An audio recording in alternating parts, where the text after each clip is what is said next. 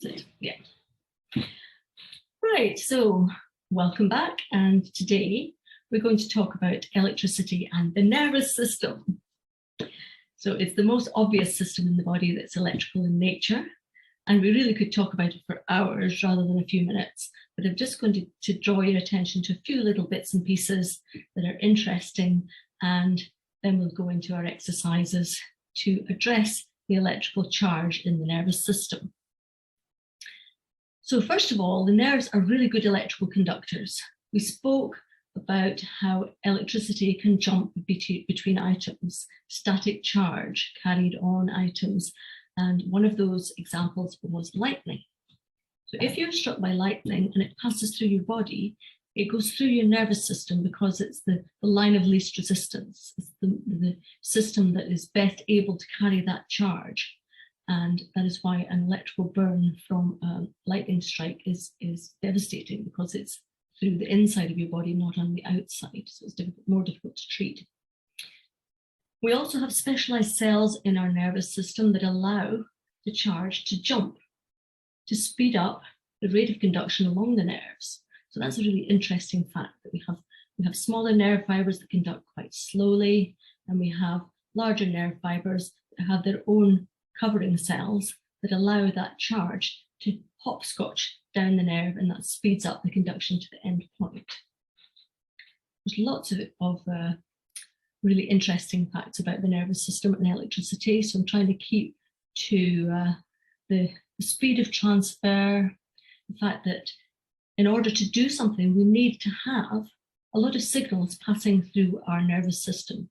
Every thought, every action, every sensation, all of these mean that there are charges going off in our nervous system, charging and discharging, or depolarizing, where the charge of the membrane of the nerve cell is breached and the nerve cell is then able to fire off, and the repolarization when it resets itself to normal.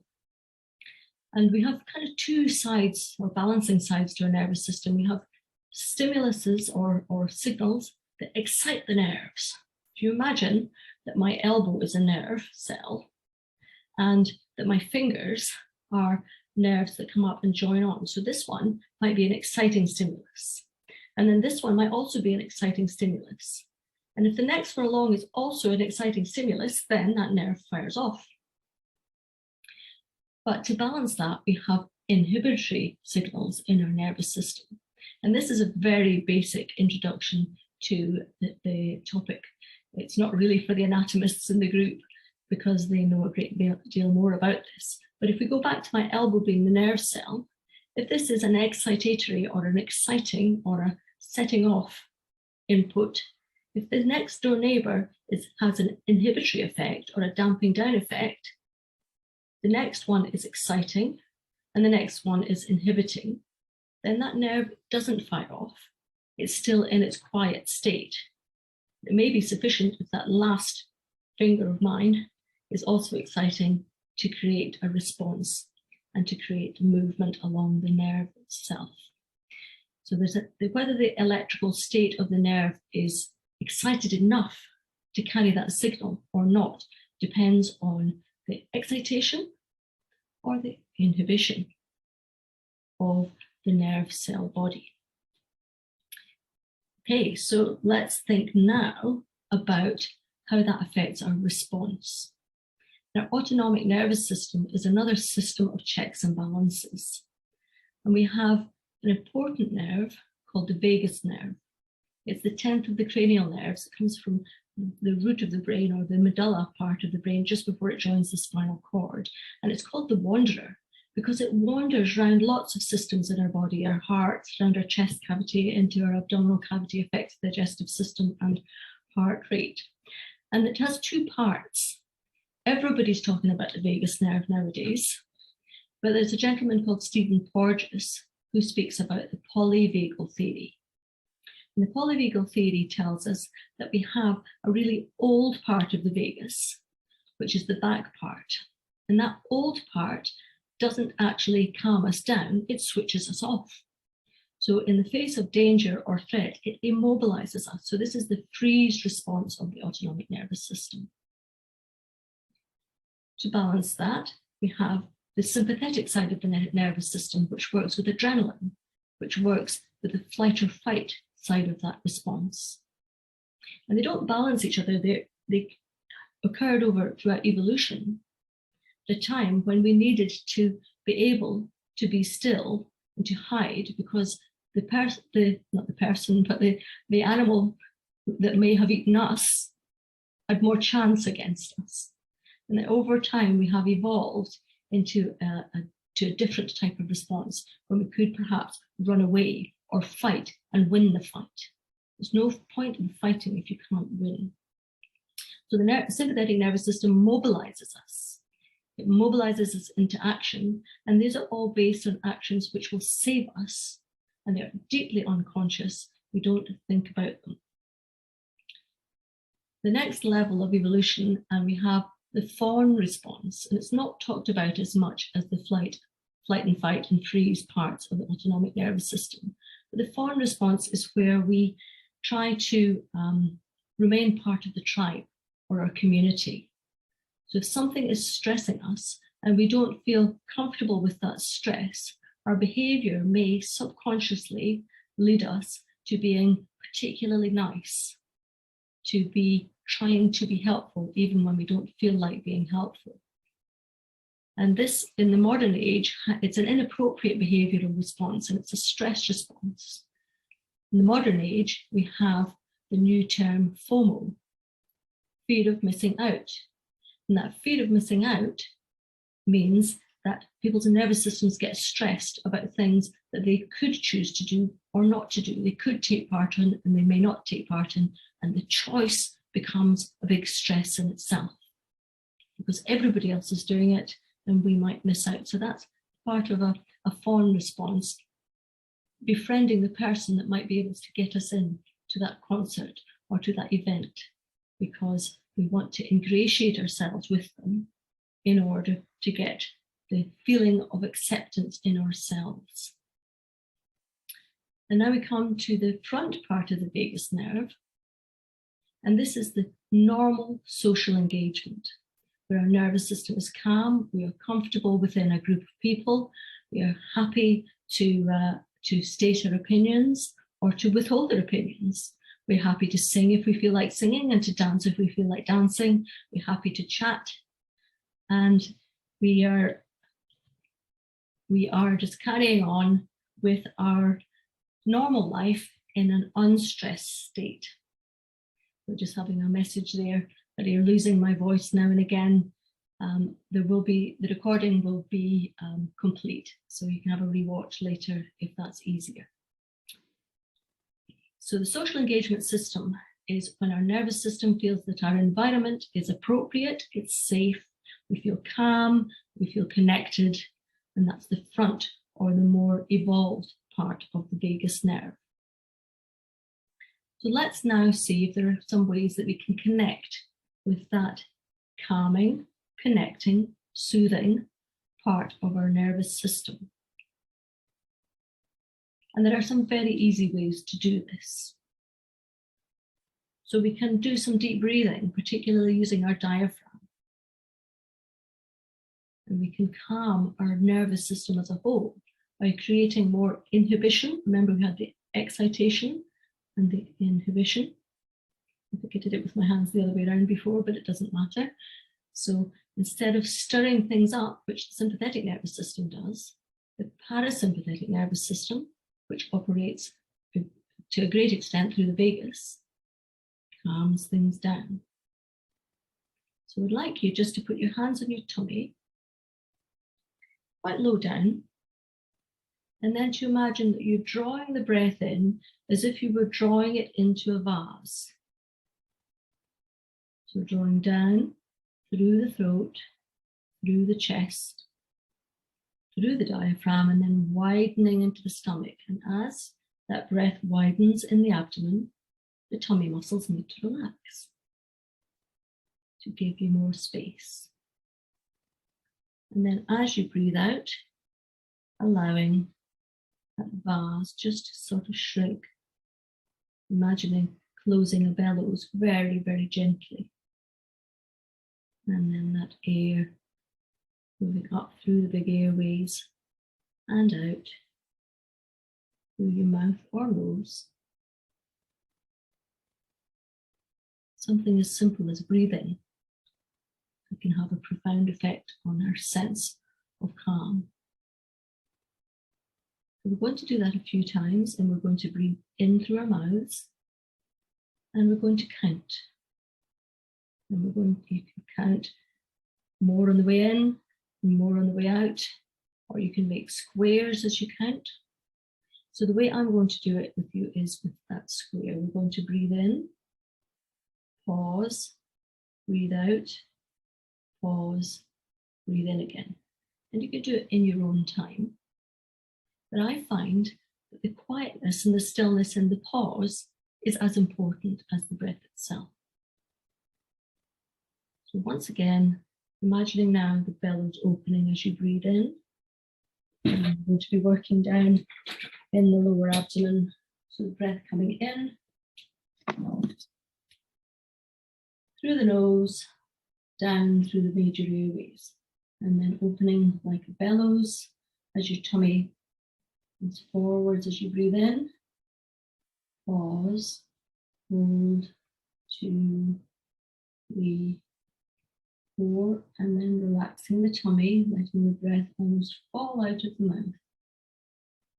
2, 3, 4, 5, 6, and pause. 2, 3, 4. Breathing in again through the nose. 2, 3, 4, 5, and pause. 2, 3, 4, 5, 6, 7 this time. And breathing out, letting the air fall out, fall out. The tummy comes back towards the spine, not pushing it, just letting it soften. 5, 6, 7, and pause at the very end of that breath out. 2, 3, 4, 5, 6. So find your own rhythm. It might be too slow for you or too fast for you. The more slowly that you can do it, the better, but just do 2 or 3 really slow, deep breaths, because otherwise you can make yourself feel a bit dizzy. So we'll do one more together. Breathing in through the nose, down through the chest, feeling the lungs expand, but then thinking about the tummy expanding, the diaphragm sitting like this under your ribs, pushing down, descending, and the abdominal organs getting out of the way as your tummy moves forwards, holding at the stretch point there.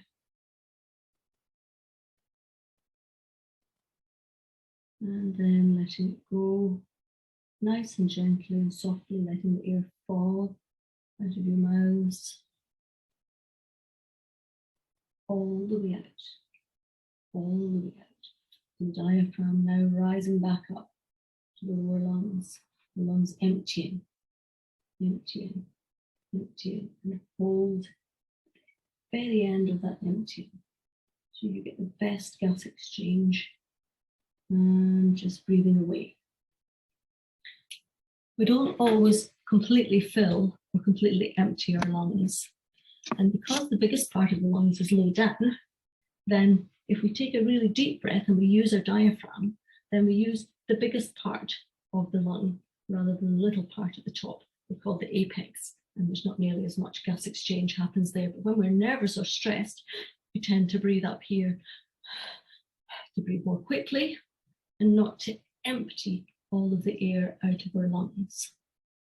When we do that process, we're not only improving our gas exchange, but we're also calming our nervous system through the nature of the connection with the vagus as an inhibitory nerve, calming down and soothing. So that's one way to connect with the nervous system to calm things down. Another way to connect with your vagus is cold.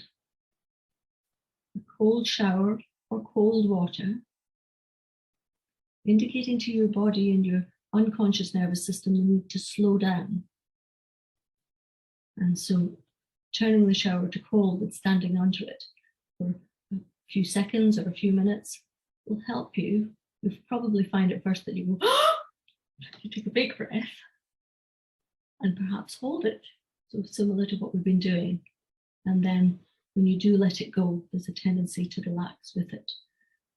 So that's another exercise that you can use, but we can't practice that here, obviously. And then we have meditation, just sitting in the stillness within. So we did a type of meditation in one of the earlier sessions. You could find some gentle music to listen to. You can chant, you can sing, or you can just sit in the space and direct your attention gently around your body.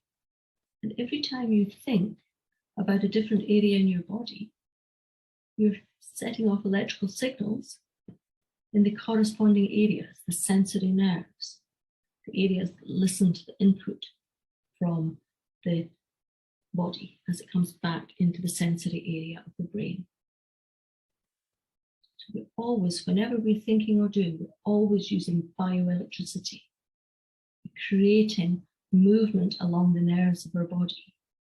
And we're talking and communicating between different areas.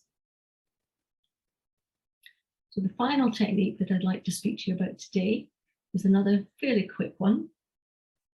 I call it sip to soothe. The vagus is one of the cranial nerves, the nerves from the base part of the brain, the nerves that assess our level of threat and assess our environment around us. But we can also talk to some of the other nerves. And when we swallow, we talk to quite a number of those cranial nerves, those nerves which are looking at our state of safety in the world. So if you take a glass of water or a glass of wine, or it's been a warm day here, so I haven't got much left in my glass of orange juice. This is which I water down because I don't like it too strong.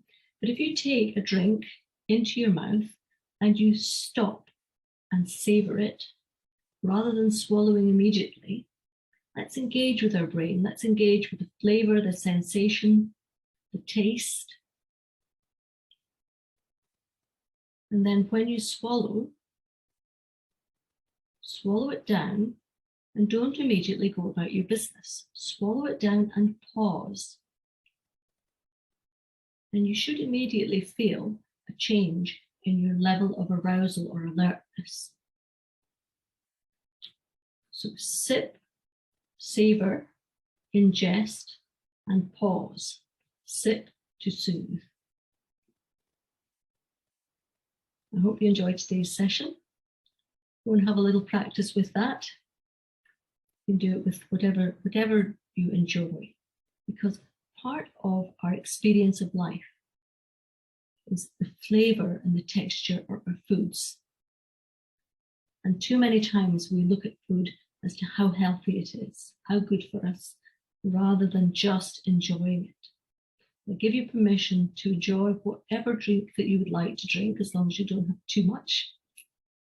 And just sip, savor, ingest or swallow, and pause. And remain in that pause for as long as you want to, as long as you're comfortable to. And then breathe away. This is a very quick de-stress tool that you can use as you're sitting at your desk, or if you're in a meeting, no one needs to know that you're doing it. And it really does down-regulate rather than up-regulate the stress of the meeting or the stress of the workplace. So we down-regulate the nervous system into a state of calm.